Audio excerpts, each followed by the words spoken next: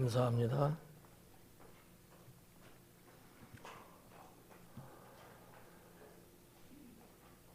산지가 벌써 저렇게 컸어요.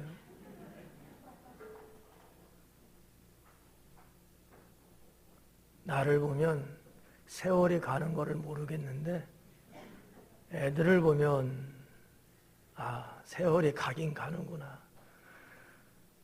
참, 태어난 지가 엊그제 같은데 다 커서 엄마 키가 됐어요. 5분이 찬양을 하는데 마치 오케스트라처럼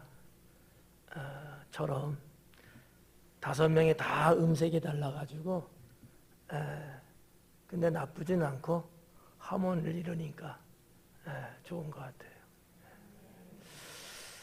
찬양 가사를 보니까 많은 가사 내용 중에서도 내 삶을 내려놓고 이 가사가 갑자기 막 울컥하더라고요.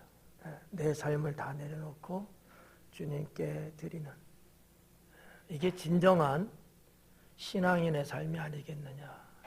어떻게 보면 섭리신앙 오전 말씀 또 딱 맞는 그러한 삶이 되겠죠. 저와 여러분 우리 모두 내 삶을 내가 붙잡고 가는 게 아니라 주님께 내려놓고 가는 그러한 진정한 그리스도인이 될 수 있기를 축원합니다. 오늘 읽은 본문의 말씀 갖고 이웃 간 다툼이라고 하는 제목으로 강의를 하도록 하겠습니다. 사실 설교 제목으로 이렇게 잘 나오지 않는 제목이에요. 근데 이제 성경 기록된 내용을 보면 17절부터 22절의 그 내용들이 종합적으로 보면 이웃 간의 관계의 문제 같아요.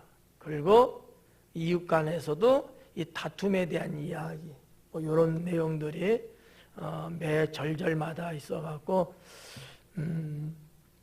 여러분들도 인생을 사는 데 있어서 과연 나와 이웃의 관계를 어떻게 가지고 갈 것인가 라는 부분, 또 이웃과 같이 사는데 화평할 것인가 다툴 것인가 이런 문제 있겠죠. 또 내가 어느 정도 선 안에서 접근을 하고 어느 선 정도는 내가 나름대로 조금 이렇게 거리를 두고 이런 어떠한 조절의 문제 같은 것들도 생각해 볼 수 있는데 그런 내용은 다 다룰 수 없을 것 같아요. 시간이 허락하지 않을 것 같아요. 그래서 그런 세세한 부분들은 여러분 각자한테 맡기고 저는 좀 굵직한 내용들만 추려서 전하려고 하는데 괜찮겠죠? 일찍 끝나는 게 훨씬 은혜스러우니까 큰 문제는 없을 것 같고 그렇지만 여러분들이 하나님 지혜와 지식의 능력을 입어서 하나를 들어도 열을 깨달을 수 있기를 바랍니다. 아멘 했으니까 저는 무조건 믿고 가도록 하겠습니다. 자, 17절 말씀에 보니까 길로 지나가다가 자기와 상관없는 다툼을 간섭하는 자는 개의 귀를 잡는 자와 같다라고 기록합니다. 재밌는 문장이에요. 길을 지나가다가 나하고 상관없는 다툼을 볼 때가 있죠. 옛날 같으면 그냥 늘 가서 참견을 하고 때로는 말리기도 하고 이해도 시키고 이런 여러 가지들이 이제 있었죠. 근데 요즘은 참 이것마저도 어려운 시대가 됐다고 합니다. 잘못 간섭하면 오히려 안 좋은 불행한 일에 휘말리게 되는 경우도 있고, 또는 불이익을 당하는 경우들도 있고, 심지어는 뭐 현대사회, 특히 우리나라는 보면 법정으로 가는 케이스가 많아요. 그냥 껄핏하면 법 이렇게. 그래서 뭐 소송에 걸릴 수도 있고, 아니면 증인석에 서야 되는 이러한 사례도 얼마든지 발생할 수 있게 됩니다. 이 17절 말씀에 보니까 하여튼 그런데 이렇다는 거예요. 길로 지나가다가 나하고 상관없는 다툼을 간섭하는 자는 그래요. 간섭하는 자는. 뭐 이제 최종적인 이야기는 이제 간섭이라는 부분인데, 원어에 보면 화내는 이라는 단어로 되어 있는 거예요. 길을 지나가다가 나하고 상관없는 다툼하는 것을 보게 됐어요. 근데 그거를 보고 내가 화를 내게 되는 것에 대한 얘기예요. 근데 이게 이제 하나 더 뭐 추가한다고 할까? 의미를 하나 더 부연 설명해 드리면, 다투는 모습을 봤는데 내가 흥분을 하는 거야. 그냥 보고 지나갈 수도 있어요. 못 본 척하고. 또 보긴 봤지만 그냥 혹시 이거 뭐 이상하게 잘못되지 않을까 해서 그냥 관망하고 경계하는 정도 경우도 있을 수 있어요. 근데 혹 어떤 이는 남들 다투는 문제인데 내가 흥분을 하는 거야. 그래가지고 막 화를 내는 거야. 그러면 어떻게 되겠어요? 그 다툼, 싸움이라고 하는 그 속에 내가 빨려 들어가겠죠. 지금 A, B라는 사람끼리 다투는 문제인데 내가 스스로 막 흥분이 돼갖고 A, B의 다툼이 아니고 A하고 C의 다툼이고 B와 C의 다툼이 돼버리는 거예요. A, B, C 다 했는데. 이해 가셔요? 네. 이런 일이 있어요. 이런 일이. 뭐 여러분들 중에도 이런 경험이 있는 경우가 있을 거야 아마. 저도 있어요. 저는 옛날에 여러분께 고백을 해버렸어. 그리고 나는 주님 앞에서 회개도 했고, 근데 이런 일이 저도 있었어요. 뭐 한 45년쯤 됐어요. 그런 이제 한 10대 후반에 다른 이들의 싸움인데 제가 괜히 거기에 끼어들었다고 해야 되나? 하여튼 제가 A라는 사람이 막 B라는 사람을 쫓아가서 막 때리고 그런 장면을 목격해갖고 C라는 내가 막 나도 쫓아갔어. 궁금하긴 것보다도 큰일 날 것 같은 거야, 기분에. 제가 한 18, 19 정도 됐을 것 같아요. 막 나도 쫓아갔더니만 한적한 곳에 딱 A, B가 있는데 A라는 사람이 B라는 사람을 때리기 시작하는 거야. 자기 혁대를 풀러갖고, 혁대 보면 이렇게 옛날에는 빠클이라고 했는데 요즘 뭐라고 그러지? 이거 이렇게 끼는 데 있잖아요. 쇠붙이잖아. 그거로 막 때리는 거예요. 내 성격에 그거를 보고 참을 수가 없어가지고 그 혁대를 뺏어서 내가 A라고 하는 사람, 때리고 있는 그 A라는 사람을 너도 한번 맞아봐라 하고 얼마나 아픈지. 그리고 때렸던 적이 있어요. 진짜 이젠 먼 옛날 얘기 됐는데, 그래서 아무튼 뭐 그걸 이렇게 진정을 시키고 서로 화해를 시키고 돌아가게끔은 했는데, 신앙인인 내가 주님 앞에 내 모습을 봤을 때 어쨌든 나도 때렸잖아. 죄라고 느꼈기 때문에 그래서 회개했죠. 이런 거예요. 뭐 멀리서 아니고 저도 그런 경험이 있다는 거예요. 여러분들은 어떻게 뭐 똑같은 건 아니어도 비슷한 유형 어떻게 경험들 있나요? 워낙 뭐 다들 착하든지 멍청하든지 하여튼 둘 중에 하나라서 남이 어쨌든 뭐 상관 안 하겠다는 식인지 아니면은 여러분의 주변에는 다들 화평한 분들이 계셔가지고 없던지 뭐 그렇겠지 뭐. 근데 이런 내용을 지금 말씀하고 있는 거야. 예? 예. 그러니까 참견할 수는 있겠죠. 그죠? 서로 뭐 이웃 간에 나 몰라라 할 수는 또 없잖아요. 참견할 수 있는데 이 17절에서 말하고 있는 잠언의 기자가 지금 주의를 시키고 그런 메시지는 뭐냐면 내가 흥분하고 내가 화내서 그러면 안 된다는 거지. 저는 그렇게 봐요. 참견할 수는 있어요. 예, 할 수는 있는데 적정선이 있는 거예요. 근데 내가 내 감정에 막 불타올라가지고 내가 막 당사자인 것인 양 감정이 폭발한 거야.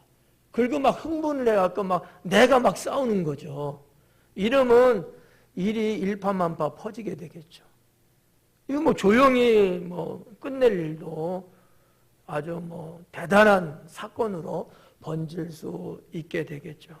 자, 아무튼 17절은 제가 볼 때 17절의 핵심은 이 간섭한다라는 단어 속에 있는 것 같아요. 흥분하고 화내고 그러는 자에 대한 얘기거든요. 그러면 안 된다는 얘기거든. 어때요? 네. 여러분, 과거는 혹시 이런 일이 있을지 몰라도 앞으로는 이러지 말자. 네. 그렇다고 해서 나 몰라라 식으로 가서도 안 돼요. 네. 때로는 여러분이 뭐 경찰서에 신고를 해준다든지 아니면 조금 나름대로 뭔가 이렇게 좀 다툼을 중지시킬 수 있는 대안을 제시한다든지 뭐 이런 등등이 이제 있어야 되겠죠. 그 인터넷에 올라온 그 뉴스 중에 어제 뉴스인가요? 하여튼 이런 글이 그제인지 어제인지 하여튼 어떤 사람이 흉기를 들고 아마 소동을 벌였던 것 같아요. 근데 아버지와 딸인지 그 어린 자녀가 이 해코지를 당할까봐 아버지가 아마 가로막았는지 하여튼 뭐 어떻게 하다가 그 아버지가 칼을 맞아갖고 뭐 몇 군데 여러 군데 아마 칼을 맞은 것 같아요. 그 정도 뭐 그 결과는 모르겠는데 그런 사건이 있다고 인터넷 기사 올라와 있더라고요. 이런 경우라는 거죠. 이게 잘못하면은 이런 불상사로 갈 수도 있는데, 자, 아무튼 제가 여러분에게 전하고 싶은 것은 그런 경우가 있을지라도 내가 흥분해갖고 내가 화를 내고 내가 더 막 그러는 것은 자제해야 된다라고 하는 거죠. 이해가요? 네. 때로는 뭐 그런 어떤 남 모르는 사람들의 스토리뿐만 아니라 때로는 교회 안에서도 이런 경우들이 있거든요. 서로 대화를 하다가 아니면 회의를 하다가 아니면 무슨 뭐 행사를 치르다가 그냥 뭐 서로가 잘하겠다고 하는 거겠지만 서로 이렇게 다툼이 일어나는 경우가 있는데 주변에 있는 분들은 어때야 돼요? 다 믿음의 형제들이니까 그거를 지혜롭게 잘 처리를 해야 되잖아요. 근데 제3자가 끼어들어가지고 막 화를 내고 막 그러면서 일이 더 복잡하게 되는 거야. 이런 경우 있거든요. 교회 안에서도 있어요. 이런 일이 있어서는 안 되지 않느냐라는 거죠. 예. 17절 말씀에서는 우리가 이 한 가지를 여러분의 삶에 반영시키는 진리로 가질 수 있기 바랍니다. 18절 말씀 보니까 횃불을 던지며 화살을 쏘아서 사람을 죽이는 미친 사람이 있나니. 제가 좀 미친 사람은 좀 강하게 읽었어요. 예. 미친 사람이 있나니가 아니고 미친 사람이 있나니. 예. 근데 이 18절의 말씀과 19절에 있는 말씀의 공통 분모가 뭐냐? 18절에 나오는 내용의 당사자와 19절에 나오는 내용의 당사자는 둘 다 미친 사람이다 라고 하는 얘기예요. 자, 한번 19절도 한번 먼저 읽어볼까요? 자기의 이웃을 속이고 말하기를 내가 희롱하였다 하는 자도 미친 사람이다. 햇불 던지고 화살 쏘아서 사람 죽이는 자도 미친 사람이고, 이웃을 속여서 그러면 희롱하는 자도 역시 미친 사람, 똑같은 미친 사람들이다. 제정신 아니다라는 얘기죠. 이 사람으로서의 도리도 안 맞고 사람으로서의 행세도 부적절하다, 이런 얘기예요. 그러니까 여러분이 그냥 읽을 때는 미친 사람이라는 단어는 18절에 해당되고 19절은 다른 어떤 말씀이라고 읽을 수 있어요.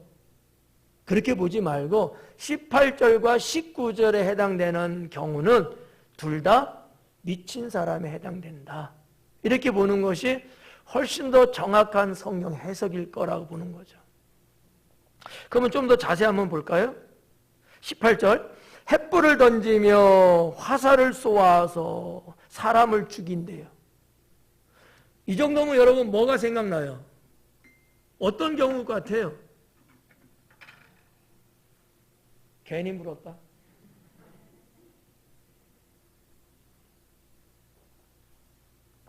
전쟁 같지 않아요? 전쟁. 하도 뭐 전쟁 없는 시대에서 태어나 살다 보니까 뭐 전쟁에는 있잖아. 막 우리가 뭐 사극 같은 거 봐도 여기 지금 뭐 햇불과 이제 화살 얘기 나니까 우리나라 보면 뭐 조선시대 이전 뭐 이렇게 보는 거죠. 뭐 사극이잖아. 예. 전쟁이 전쟁. 뭐 지금은 뭐 총을 쏘고 뭐 이런 거겠죠. 예. 저는 이 내용을 보는 순간 전쟁 같은 경우구나. 전쟁에 대한 이야기는 아니에요. 이 행위가 전쟁처럼 살벌하다는 얘기지. 전쟁처럼. 전쟁처럼 사람의 귀한 생명을 죽이는 이 행위들에 대한 말씀을 하고 있구나.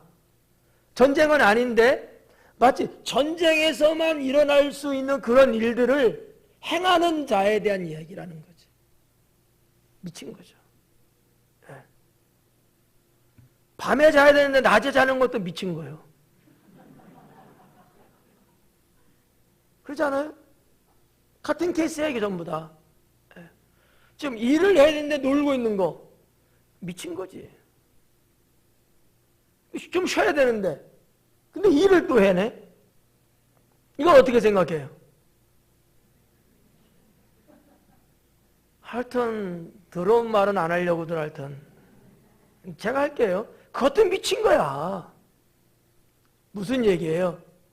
사람이 사람으로서 세상을 살아가는 데에 준수해야 될 것들이 있습니다.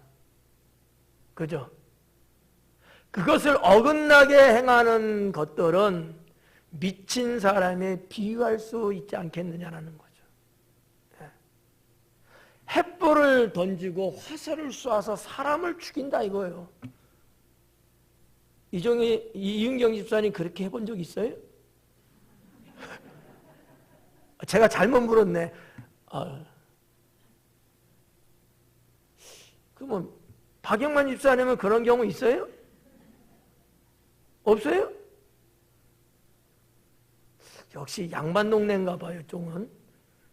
김영진 안주집사님 어때요? 없어요? 딱 잘라 말하네. 그러면 햇불과 화살은 아닐지라도 돌망이를 던지는 경우는 있었어요? 그것도 없었어요? 이재동 집사님? 있었어요? 그렇지, 걸려들었어 이제. 뭐 여러분은 없다니까 제가 말할게요. 저는 있었어요. 햇불도 던져보고 화살도 쏴봤어요. 네. 어릴 때 전쟁놀이 하잖아요. 슬슬 생각해봐요 이제. 네. 장로님은 없었어요? 있었는데 사람한테는 안 했어요. 참 지혜롭다. 어떡하죠? 저는 사람한테도 해봤어. 전쟁놀이인데 사람한테 하지 누구한테? 돼지한테 해요? 이 동네는 전쟁놀이 이런 거 없었어요? 남자들. 역시 양반이야. 우리 쌍놈 동네는 이 동네 저 동네 서로 어릴 때 전쟁놀이들 하고 그랬어요. 그럴 때 뭐 때로는 뭐 이렇게 막 깡통에 막 불 담아서 던지기도 하고, 또 뭐 1월달 정월 보름에 쥐불놀이 하잖아요. 여기는 이것도 없고 저것도 없냐? 안 해봤어요? 근데 왜 가만히 있어? 그거 하면서 그냥 무조건 돌리기만 했어요? 그러면 그거 봐, 던졌잖아. 그때 경식이가 맞았다니까. 이런 거. 근데 이제 여기서 말하는 이제 이 횃불과 화살이라는 거 번역됐는데, 원어적으로 보면 횃불이라는 거 자체가 불화살을 말하는 거예요. 복수형으로 되어 있거든요. 그러니까 단순하게 횃불하면 뭐예요? 불 이렇게 해서 이게 횃불이잖아요. 그것보다는 원어적인 얘기예요. 원어 단어가 갖고 있는 뜻. 불화살을 말하고 있는 단어를 썼다는 거죠. 불화살을 쓴 거예요. 뭐 이게 적군의 성을 공격할 때 뭐 근다든지, 어떤 진영을 뭐 어떻게 할 때 이 불화살을 쏜단 말이에요. 불을 붙여야 되니까. 이런 경우. 그 다음에 이제 뭐 화살들은 진짜 화살이고요. 화살들을 쐈다는 거죠. 그러니까 전쟁을 방불케 하는 이런 무시무시한 행동을 한 것에 대한 얘기예요. 전쟁이 아닌데 전쟁 때는 당연히 그렇게 해야죠. 전쟁이 아닌데 그냥 전쟁처럼 그렇게 했다는가. 이게 미친 사람이 아니고서 뭐겠느냐라고 하는 거죠. 그런 내용이에요. 18절은. 횃불을 던지고 불화살을 던지고 화살들을 쏘아서 사람을 죽이는 미친 사람이 있나니. 자, 이제는 시대가 이런 무기를 사용해서 뭐 옆 사람하고 이웃하고 친구하고 이렇게 싸우고 그런 시대는 아니죠. 지금 다음 절, 다다음 절로 넘어가면서 우리가 볼 수 있는 게 다툼에 대한 이야기가 이제 나와요. 그러면 이 18절의 말씀도 다툼이라는 것하고 연결을 시켜서 보면, 옛날 시대는 뭐 그래 횃불도 던지고 화살도 쏟다고 쳐도 지금에 볼 때는 말다툼 같은 거 있잖아. 말로 막 때리고 던지고 이런 게 있을 수 있잖아요.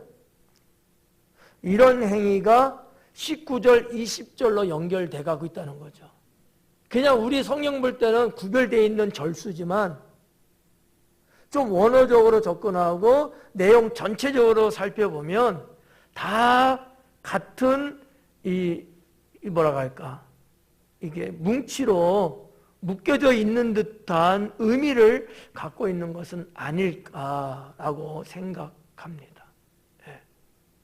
자, 그러면 오늘날에 막 쌍스러운 욕을 하고 저주성 발언을 하고, 이건 뭐야? 막 횃불 던지고 화살 쏘는 거 같은 거 아닐까요? 어때요? 인정하기 싫어요? 그래서 계속 하실 거예요? 만약에 그렇다면은 그런 짓은 어떤 사람이라고요? 미친 사람이라는 거예요. 누구한테 내가 막 육두문자 막 욕을 하고 그 사람 막 저주를 하고 이렇게 우리가 말을 상대방에게 쓴다면 미친 사람이라는 얘기지. 그렇잖아요. 현대사회에서도 그러고 성경에서도 그렇습니다만, 여러분 말이라는 게 얼마나 무섭다는 거는 여러분 우리가 다 알고 있는 거잖아. 무기인 칼보다도 총보다도 더 무서운 게 말이라고 하잖아요. 이런 전쟁의 무기는 한두 명 내지는 소수의 인명을 살상시킬 수 있지만 사람의 마음으로부터 나오는 이 말 언어는 한꺼번에 수백 명, 수천 명, 수만 명도 죽일 수 있다고 하는 거죠. 훨씬 더 무서운 무기라고 하는 거 여러분 알고 계시죠? 네. 이런 미친 짓을 우리가 하면 된다 안 된다? 안 된다라고 하는 거예요. 때로는 살다 보면 속상할 수 있고 억울할 수도 있고 여러 가지 있을 수 있지만 그렇다 할지라도 우리가 이런 상대방을 향하여 미친 사람처럼 해서는 안 되지 않느냐라는 얘기죠. 이런 교훈을 우리가 성경에서 오늘 저녁에 가지고 가자. 아멘. 예. 자, 그리고 19절 말씀, 자기의 이웃을 속이고 말하기를 내가 희롱하였노라 하는 자도 미친 사람이니라. 자, 미친 사람 1편은 봤어요? 미친 사람 2편을 이제 보는 겁니다. 좀 내용은 이제 다른 부분이에요. 속이는 문제죠. 자기의 이웃을 속이고 말하기를, 자기의 이웃을 속인대요. 여기서 속인다라고 하는 단어는 원어에 보면 이런 거예요. 속이는 건 맞는데 의도적으로 속이는 단어, 속인다는 뜻을 갖고 있는 단어를 썼어요. 의도적으로. 그냥 나도 모르게 그냥 이렇게 속이게 된 케이스가 아니고, 경우가 아니고 내가 작심하고 내가 생각하고 이미 작전을 짜고 속인 거예요. 근데 그 속이는 대상자가 누구라고 지금? 이웃이라는 거예요. 여기서 우리가 이웃을 한번 좀 생각해 봅시다. 이웃. 사회학적인 단어로 볼 때에, 의미로 볼 때에 이웃은 나 외 모든 사람은 다 이웃입니다. 사회학적인 측면이에요. 가족도 이웃일 수 있고요. 예. 우리 성도들끼리도 다 이웃이 될 수 있는 거예요. 가장 넓은 의미죠. 예. 뭐 좁은 의미는요. 여러분이 일상생활 속에서 서로 뭐 인사를 한다든지 가깝게 지낸다든지 아니면 한 조직사회 안에 들어와 있다든지 뭐 등등의 이 정도면은 이웃이라고 말할 수 있습니다. 이런 이웃이에요. 전혀 모르는 사람이 아니라는 얘기입니다. 넓은 의미에서는 그들도 다 이웃이라고 말할 수 있지만 그냥 우리의 일상생활적인 의미에서의 이웃은 내가 그래도 알고 지내고 뭔가 얼굴에도 보고 지내고 이런 사람이 이웃이에요. 근데 이런 이웃을 의도적으로 내가 속이는 거지. 여러분도 그렇게 살아본 적 있으시죠? 아, 이것도 없어요? 그럼 또 내 얘기를 또 해줘야 되나? 저도 속인 적 없어. 근데 아무튼 지금 19절에서는 이걸 말하고 있는 거야. 속이는, 의도적으로 속이는 것 미친 사람의 행위인데 대상이 누구야? 그것도 이웃이라는 거지. 그럼 얼마나 나쁜 사람이냐는 거예요. 얼마나 나쁜 사람이냐. 아셨죠? 네. 여러분, 이웃은 말이에요. 평생 내가 더불어 살아갈 사람이에요. 이웃은 그런 거예요. 그래서 성경에 대해서는 이웃을 여러 가지로 이야기를 하고 있잖아. 예수님께서도 누가복음 10장에서 선한 사마리아 사람 이야기를 하지 않습니까? 누가 너희의 이웃이냐라는 거지. 위층 어때요? 맞죠? 누가 너의 이웃이냐는 거예요. 강도 만난 자가 너의 이웃이 아니냐는 거예요. 그럼 그 이웃에 대해서 우리는 어떻게 처신해야 되느냐? 도와줘야 된다라는 얘기예요. 그러니까 이웃의 관계는 이런 관계라는 거죠. 그런데 하물며 지금 이 19절에서 뭐 했어요? 속이고 있다는 얘기예요. 제정신이에요? 제정신 아닌 거죠. 여러분, 지금까지도 속이지 않고 살아오셨죠? 이것도 아니고 저것도 아니고 뭔디야? 앞으로도 속이지 않고 사실 거죠? 예, 그러셔야 돼요. 하나님은요, 속이는 자를 싫어하십니다. 거짓말하는 자를 싫어하신다는 거예요. 예. 남을 속인다는 건요, 마귀의 자식들이 하는 겁니다. 그래서 목사님들이 그냥 웃자는 측면에서 그냥 하는 얘기할 때 때로는 이런 얘기예요. 거짓말하는 자, 남 속이는 자는 지옥 가? 손 들어봐. 이제 갈 사람. 그만큼 무서운 죄라는 거야. 성경에서는 그렇게 말씀하고 있어요. 요한계시록 이르기까지 속이는 자, 거짓말하는 자는 음부에 해당된다는 거죠. 무서운 죄라는 거예요. 무서운 죄. 자, 19절에서 의도적으로 속이는 자도 미친 사람 같은데 그 대상이 더군다나 이웃이라고 했을 때는 그 죄가 따따블 정도로 더 증폭된다는 거지. 더 무서운 죄다.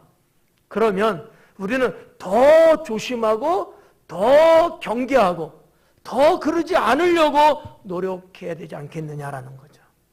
네. 자기 이웃을 속이고 말하기를 내가 희롱하였노라. 네. 자, 여기 희롱했다라는 말이 좀 그래요. 뭐 좀 적극적 단어를 번역했는데 이렇게 한번 봐요. 원어의 뜻으로 말씀드리는 거예요. 장난쳤노라라는 생각을 한번 해봐요. 의도적으로 지금 내가 영민이를 의도적으로 지금 속였어요. 근데 조금 들통났어.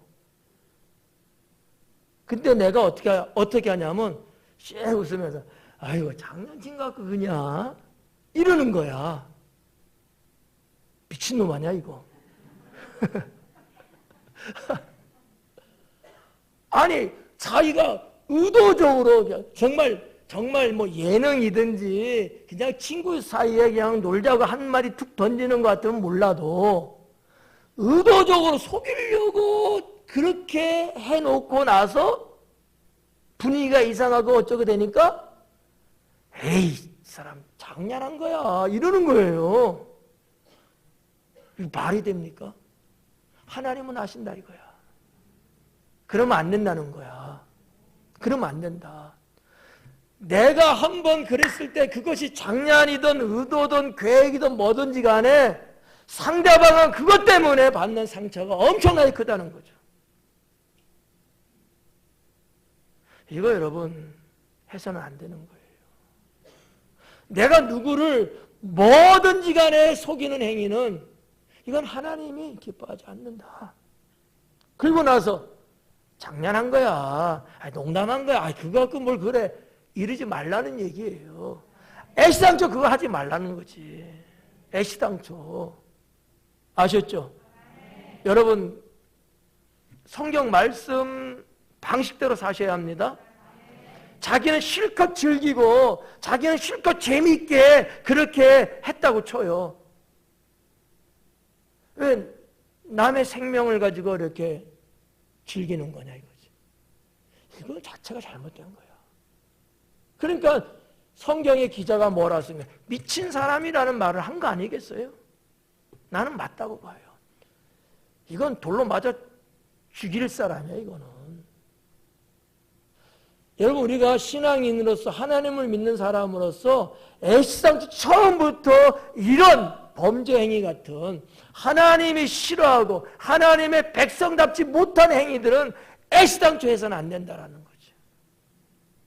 너무 여러분 자기 자신에 대해서 너무 마음 좋은 사람으로 살면 안 돼요. 자기 자신에 대해서는 철저하게 자기를 관리하고 상대방에 대해서 이웃에 대해서는 정말 선한 사람으로서 살아가야 되는 거죠. 이게 뒤바뀌면 안 돼요. 근데 19절 말씀 보면 뒤바뀐 사람이 아니겠어요? 뒤바뀐 사람이잖아. 아이 장난친 것 같고 뭘 그래. 지금 누구는 그것 때문에 돌 맞아 죽게 됐는데 고작 한다는 소리가 농담이야 이 사람아. 화 풀어. 풀립니까 그 화가? 그건 아니잖아. 이런 내용들, 어떻게 보면 오늘날 21세기에 통용되고 있는 이런 스토리들이 이미 3000년 전에도 이렇게 기록되어 있는 말씀을 여러분들은 어떻게 보십니까?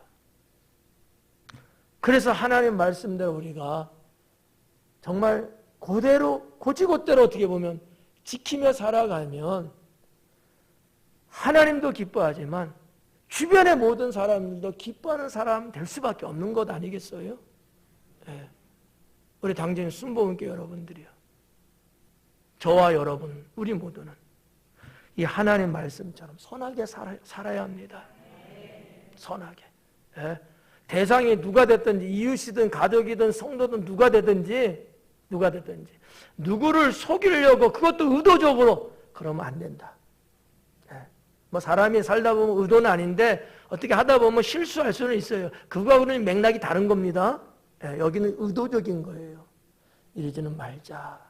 차라리 내가 힘들고 어렵고 고난을 조금 겪는 한이 있어도 내 이웃을 속여서 그를 힘들게 하고 그를 불편하게 하고 그를 죽음으로 몰아가는 이러한 행위들은 우리는 해서는 안 되겠다라고 하는 거죠. 20절 말씀, 나무가 다하면 불이 꺼지고 말쟁이가 없어지면 다툼이 쉬느니라 그래요. 맞는 얘기죠. 자, 봐봐요. 나무가 닿으면 불이 꺼져요. 당연하죠. 그 어떤 친구가 이러고요. 그러면 종이로 태우지. 불을 지폈는데 땔감이 이제 떨어진 거잖아요. 그러면 자연적으로 불은 꺼지죠. 네. 너무 당연한 말씀을 하신 거죠. 근데 그 뒤에 있는 내용이에요. 비교한 거죠. 말쟁이가 없어지면 다툼이 쉰다. 다툼은 누구 때문에 나오는 거야? 말쟁이들의 역할이 커요. 네.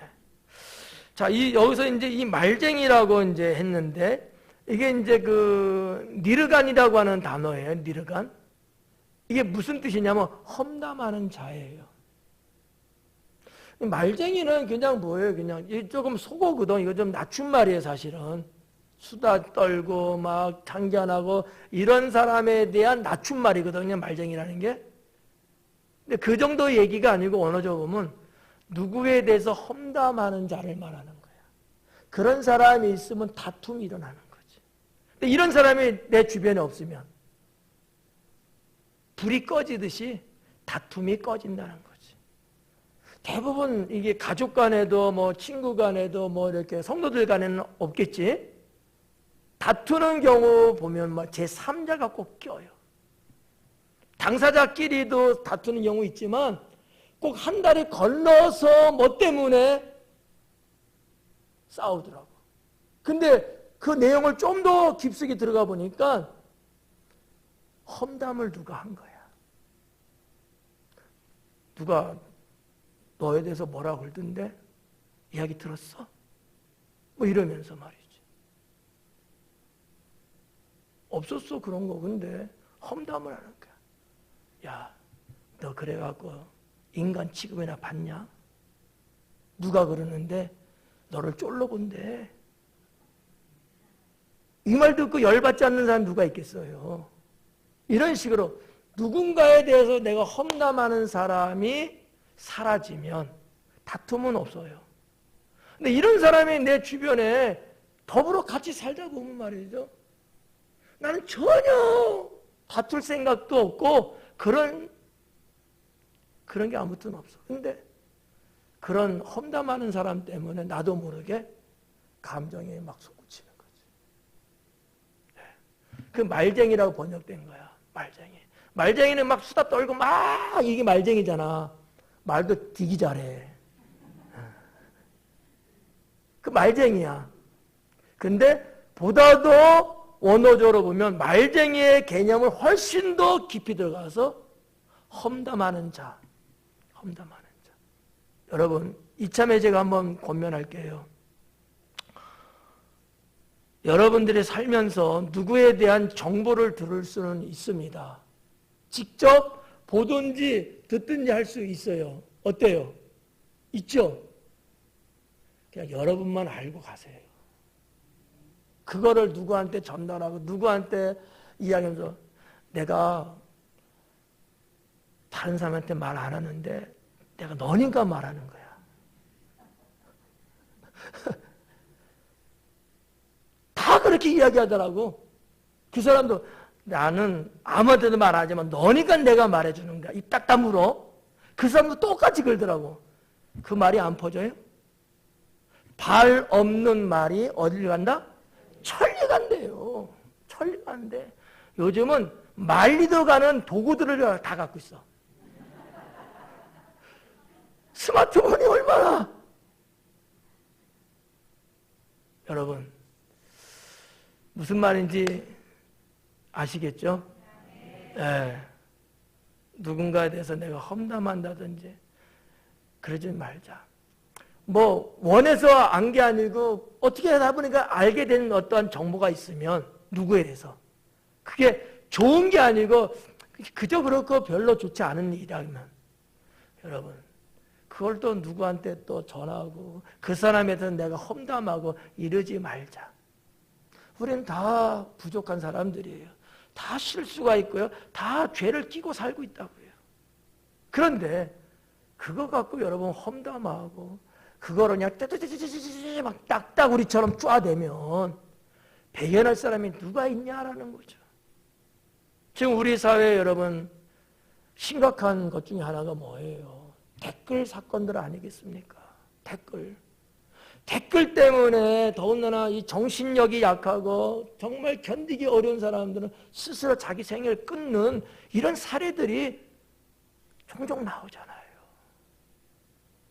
그 일이 있던 없던지 간에 그 일이 있던지 없던지 간에 댓글이 막 올라오고 말이죠. 그러면 또 아는 지인들이 뭐 그걸 읽고 나서 또 전달해주고 나도 모르게 이러면은 걷잡을 수 없는 감정에 사로잡혀갖고 감당이 안 된다는 거예요. 감당이.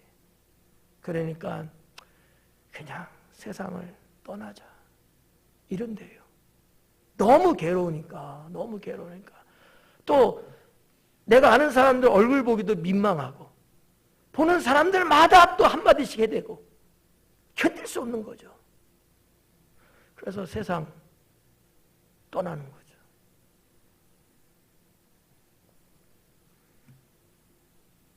참 우리나라 인터넷 댓글 다는 거 보면 말이죠. 과간입니다. 정말 독설적이고요. 얼마나 무섭고 얼마나 악랄한지 몰라요. 좋은 글귀를 쓰시는 분들도 많이 있지만 상대적으로 아주 표독하게 표현하는 사람 참 많더라고요. 이거 근절시켜야 합니다. 근절해야 돼요. 그러면 하지 말라, 댓글 못 쓰도록 그 코너를 없애버리면 되긴 되는데 이게 또 포털 사이트에서는 또 운영 어쩌고 등등 해서 이거 없애지를 못하는 건지 아무튼 그러면 또 쓰니까 그러면 최선책이 뭘까? 댓글 쓰는 사람이 똑같은 기사거리를 보면서라도 글을 좋게 쓰는 거지. 그 사람을 뭐 추종하고 그런 얘기가 아니고 때로는 잘잘못을 글 쓰인다 할지라도 글귀를 정말 얌전하고 선하게 써야 된다는 거죠. 막 욕을 하고 뭐 조상을 막 어쩌고저쩌고 하고 뭐 하여튼 별별 참 해괴망측합니다. 여러분도 다 아시잖아요. 그러면 안 된다는 거죠. 악성 댓글은 안 된다. 지금 이 시대에 좀 빗대서 말씀을 드렸습니다. 자, 21절 말씀 볼까요? 숯불 위에 숯을 더하는 것과 타는 불에 나무를 더하는 것 같이. 자, 아까 20절하고는 또 다르죠? 나무가 닿으면 불이 꺼져요. 불을 타고 있는데 나무를 그 불에다 넣을 게 없어. 근데 지금 21절은 숯불 위에 숯을 더하고 이런 거 여러분 해보셨죠? 뭔가 구이 해 먹을 때 삼겹살 구워 먹고 뭐 조개 구워 먹고 안 해본 척 하던데 어때요? 불 좀 더 화력을 좋게 하기 위해서 우리가 이제 숯을 더 올리잖아요. 이해 가는 내용이잖아요. 예. 또 타는 불에 나무를 더하는 것 똑같은 경우죠. 그런 것 같이 다툼을 좋아하는 자는 시비를 일으키느니라. 무슨 얘기예요? 지금 다투고 있다고 봐요. 서로 그냥 옥신각신 한다고 쳐. 근데 요거 계속 가야 돼요? 아니면 요거 끝내게끔 해야 돼요? 끝내게끔 해야 되잖아. 그런데 다툴 소재를 자꾸 제공하는 거야. 야 병신아, 그것뿐 아니야. 이런 것도 있었어. 자꾸 나무를 더 얹어. 숯을 자꾸 더 얹는 거야. 야, 2개가 아니야. 3개야, 3개. 막 이러면서 말이지. 이런 사람도 있더라고. 여러분은 아니지. 여러분은 아닌데 그런 사람도 있어요. 왜? 불 꺼지면 추운가 봐. 인생 재미없나 봐. 싸우는 꼴을 봐야지 재밌나 봐. 자꾸 이슈를 만드는 거야. 이건 아니다. 다툼은 말려야 돼. 다툼은 말려야지. 그러니까 경우들을 보면 당사자들만 있다면은 어느 정도 다투다가도 끝내고 화해하고 이런 무드로 가는 경우가 많아요. 근데 다툴 소재를 자꾸 제공을 해줘. 국회 청문회 같은 것도 보면 말이죠. 국회의원들이 이 말 들으면 싫어할지 모르지만 아는 게 별로 없어. 그러면 자기 비서나 자기 사무실에 근무하는 이런 사람들, 자기 같은 당의 이런 사람들이 자꾸 이야기거리, 사건거리를 자꾸 갖다 줘요. 그죠? 안 보셔서 모르는구나. 언제 우리 한번 국회 한번 견학 갈까요? 본인은 잘 몰라. 물론 박식한 분도 계시지만, 근데 국회의원들이 뭐 전방위적으로 다 하는 건 아니잖아요. 그러면 자꾸 이렇게 메모지가 들어오고 말이야, 사인이 들어오고 막 그런다는 거죠. 그럼 그거 보고 이제 하는 거야 또. 싸움이 중단되면 안 돼. 국회의원들 할 일이 없잖아. 이 말 국회의원이 들으면 기분 되게 나쁠 텐데. 그럼 어떻게 해? 사실인 걸. 자꾸 싸움거리가 생기냐, 싸움거리가. 뭐 사회 악입니다마는 21절은 어떻게 보면 그런 거예요. 자꾸 더하는 거지. 그런 것 같이 다툼을 좋아하는 자는 시비를 일으킨다 그래요. 다툼을 좋아하는 자. 여기서 말하는 이 다툼이라는 단어가 여기서는 조금 원어를 좀 말씀드릴게요. 이 다툼이라는 단어로 번역될 때 이게 미도님이라고 하는 단어예요. 미도님. 이게 다툼이라고 번역할 수도 있지만 논쟁이라는 단어입니다. 논쟁. 쉽게 말하면 서로 말싸움하는 거예요. 말싸움. 그래야지 여러분이 이 21절 뒷부분이 좀 더 이해가 쉬워져요.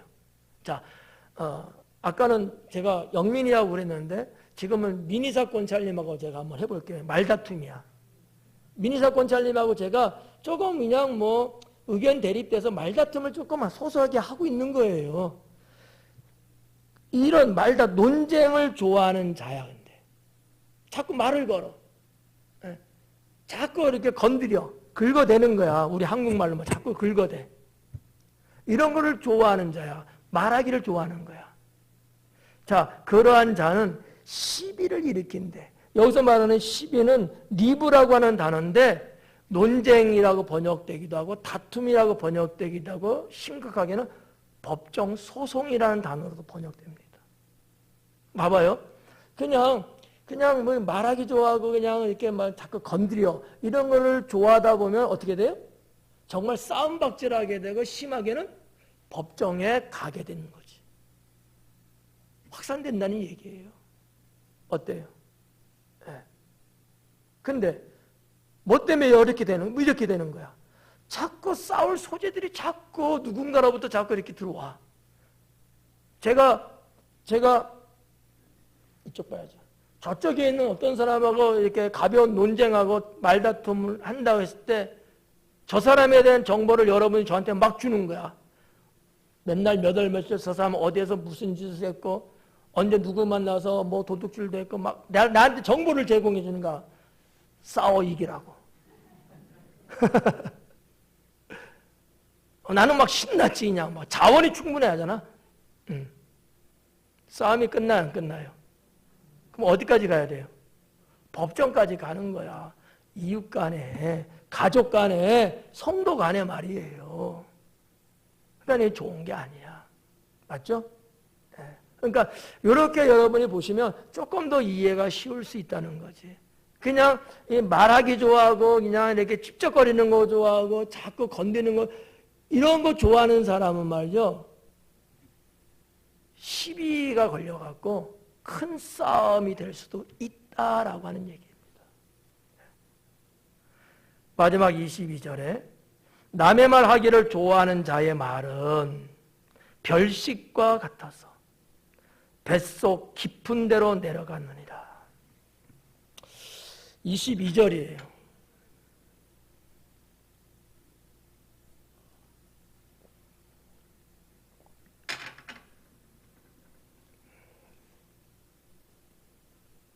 이거 좀 시간 좀 있으면 참 좋은데.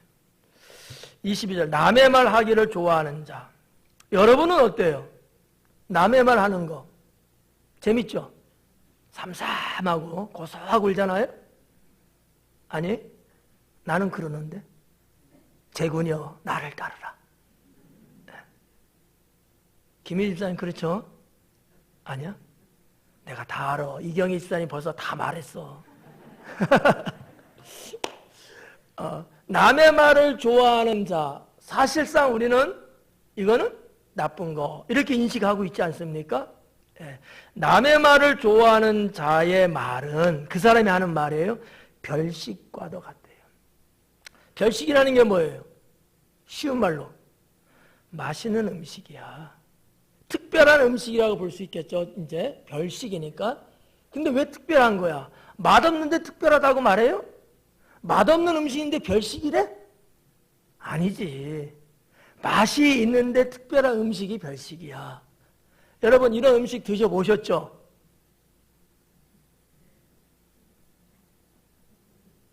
일곱시 가지 뭐 그냥. 별식 이야기 좀 해보면 참 재밌을 것 같기도 한데. 저도 뭐 여러분들이 때로는 대접해 주시고 뭐 등등 해서 가끔씩 별식을 해요. 맛있는 음식. 어떻게든지 목사님 맛있는 거 한번 드시라고 감사는 한데 배가 적은 게 문제야. 배가 군함 같으면 참 좋을 텐데 나로 빼라. 계속 먹고 싶어. 맛있잖아. 맛있잖아. 사람들은 좋은 사람을 만나면 별식을 대접하고 싶은 그런 게 있다고 합니다. 제가 다 조사하고 지금 설교하는 거야. 그냥 막 던지는 게 아니고, 막 던지는 게 아니고. 근데 아무튼 이 별식이 그렇게 좋아는 하는데 이 별식을 지금 22절에서 말하는 내용이 참 재밌어요. 뭐 재밌다고 말하는 것보다도 하여튼 좀 묘합니다. 왜냐하면 별식과 같대. 남의 말을 하기를 좋아하는 자의 그 말은 별식 같대. 맛있대. 그러면 무슨 사람들이 그 말 듣기를 좋아하는 거예요. 재밌는 거야. 좋아하는 거지. 별식 좋아하잖아. 그래서 뭐라 그래? 뱃속 깊은 데로 내려가느니라. 뱃속 깊은 데로 내려간대요. 이 배 속이에요. 이 배 있잖아. 배 이 안에 속이죠. 배 속이죠. 근데 이 배라고 하는 원어인데 이 베텐이라는 단어예요. 이 베텐이라는 단어인데 어디에다 사용하는 단어냐면 여성의 자궁을 의미하는 단어입니다. 그러면 어느 정도예요? 정말 깊은 곳까지 들어간가? 그 자궁에는 뭐가 있어요? 생명이 거기서 사는 거잖아. 가장 깊은 곳이면서도 가장 안전한 곳이 자궁이라고 이야기하잖아요. 남자인 나도 아는데 거기에요. 베텐. 그러한 뱃속 깊은 데로 내려간다는 거죠. 뱃속 깊은 데로. 얼마나 잘 내려가고 얼마나 교묘하게 발각되지 않을 만큼 싹싹 그냥 저장되고 말이지. 뭐가? 남의 말 하는 그 말. 그 말은 없어지지도 않아. 뱃속 내 인생 깊은 곳까지 차곡차곡 들어가서 쌓이고 말이죠. 그걸로 끝나지 않아요.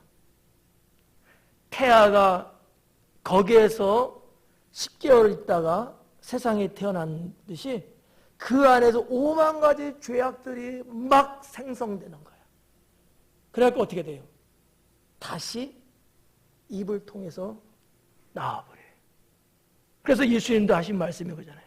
그렇죠? 입으로 들어가는 것이 더러운 것이 아니고 배에서 입을 통해서 나오는 것이 더러운 것이다.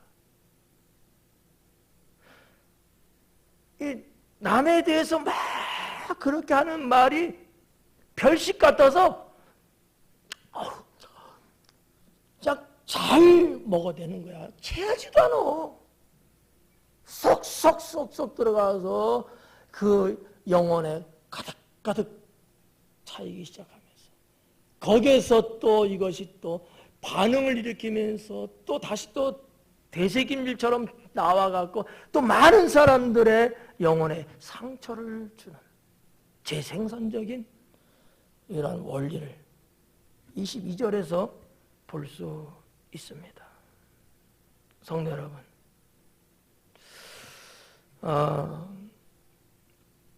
22절 말씀을 보면서 참 무서운 것이 아닌가 이런 생각합니다. 남의 말 하기를 좋아하는 그 말, 이거 우리가 경계하며 살아야 합니다. 경계하며. 아셨죠?